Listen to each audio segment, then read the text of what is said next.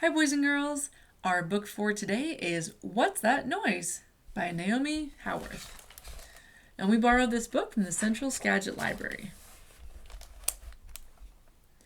Early one morning, while the sun was rising over the icy plains of the Arctic, a long, low rumbling sound woke Magnus from a very deep sleep. What's that noise? He wondered. Could it be the wind? Could it be the sea? Could it be an iceberg cracking? Magnus just couldn't figure it out. He needed to find a friend with a good pair of ears. Hello, Hare? Hello, Hare, said Magnus. Can you help me? What's that noise? Hare listened. I don't know, said Hare, but let's go and ask our friends. So Magnus and Hare set off over the ice, and all the while, the rumbling sound followed them. By the frosty forest, they met Owl.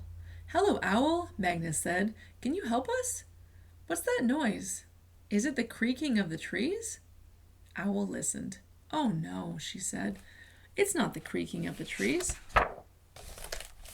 On top of the snowy rocks, they met Fox. Hello, Fox, said Magnus. Can you help us? What's that noise? Is it the whistling of the wind? Fox listened. Oh no, he said. It's not the whistling of the wind. By the icy river, they met Polar Bear. Hello, Bear. Can you help us? What's that noise? Is it the cracking of the ice? Bear listened. Oh no, she said. It's not the cracking of the ice.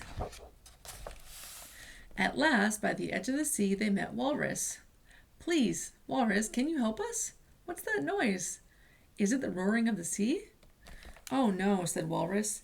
It's not the roaring of the sea, but I think I know what it could be. Dive into the water and catch the plumpest, pinkest shrimp you can find. With a splash, Magnus dived down deep to the depths of the sea, and there he found lots of plump, pink shrimp. He brought them back to Walrus, and they had a delicious feast. Suddenly, they realized it was very quiet. The noise had stopped. It wasn't the creaking of the trees or the whistling of the wind, said Magnus, and it wasn't the cracking of the ice or the roaring of the sea. The great rumbling sound has been coming from me. And everyone laughed to think of all the noise coming from Magnus's rumbling, grumbling, hungry tummy.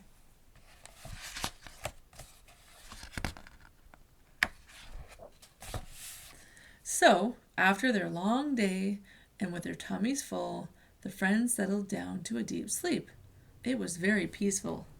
But then, Walrus peeled open one wrinkly eye. What's that noise? It was the long, loud, rumbling sound of sleepy seal snores. Good night, Magnus. Those are great illustrations. All right, boys and girls, we hope you enjoyed this book. Have a great day.